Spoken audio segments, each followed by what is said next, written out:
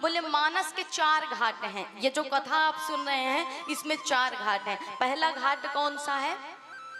शरणागति का घाट है। शरणागति के घाट पर कौन विराजमान है? बोले गोस्वामी जी स्वयं शरणागति के घाट पर विराजमान है। अर्थात किसी ने कहा भगवान को भक्ति से पा लीजिए, किसी ने कहा ज्ञान से पा लीजिए, किसी ने कहा वैराग्य से पा लीजिए। बोले तीनों चीजें बड़ी जटिल हैं। ना तुम कलयुग में भक्ति कर सकते हो, ना तुम ज्ञान अर्जन कर सकते हो, ना तुम वैराग्य ला सकते हो महाराज। तीनों चीजें बड़ी जटिल है। तो गोस्वामी जी ने कहा कि देखो तीनों बातें हमसे न हो पाएगी, इसलिए भगवान ने स्वयं कहा है कि सबसे प्रिय भक्ति मुझे होती है सख्य भक्ति, और सख्य भाव से यदि कोई समर्पण कर दे तो मैं उसे उठा करके सुधा की तरह हृदय से लगा लेता हूँ। इसलिए महाराज गोस्वामी जी कहते हैं कि हमें तो सबसे प्रिय यही भक्ति लगी, समर्पण की, शरणागति की।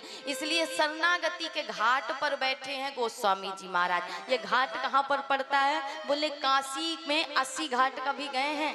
काशी का जो 80 घाट है यहीं पर गोस्वामी जी बैठ करके इस मानस को कहते हैं कि भले आज आपको दिखाई नहीं दे रहे हैं लेकिन निरंतर रम करके वहीं पर इस कथा को कहते हैं और सुनते हैं। बोले इस घाट का वक्ता कौन है? वक्ता गोस्वामी जी हैं। और श्रोता कौन है? बोले श्रोता स्वयं गंगा मैया हैं। और गंगा मैया के साथ साथ साधु संत जन है महाराज, और आने वाले आगंतुक हैं। जितने लोग हैं सब उसी कथा के श्रोता हैं।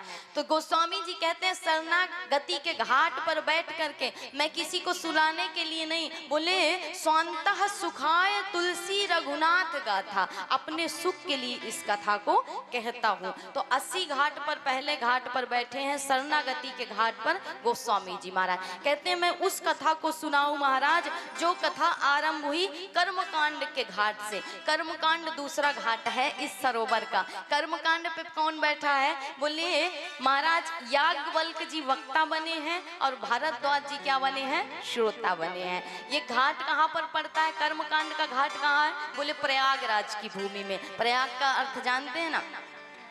माना जाता है कि प्रथम बार जिस भूमि में पहला यज्ञ हुआ था सृष्टि का वही है प्रयागराज की भूमि, इसीलिए उसका नाम ही प्रयागराज पड़ा है। जहाँ पर प्रथम यज्ञ हुआ था वही है प्रयागराज की भूमि। कहते हैं उस प्रयागराज की भूमि में बैठ करके, उस प्रयाग में बैठ करके कथा कौन कर रहा है? बोले याज्ञवल्क्य जी वक्ता बने, भारद्वाज जी श्रोता बने महाराज, और कथा कर्म की भूमिका से आरंभ हुई। बोले याज्ञवल्क्य जी भारद्वाज जी से कहते हैं कि मैं तुम्हें कौन सी कथा सुनाऊंगा? कौन सी कथा सुनाऊंगा?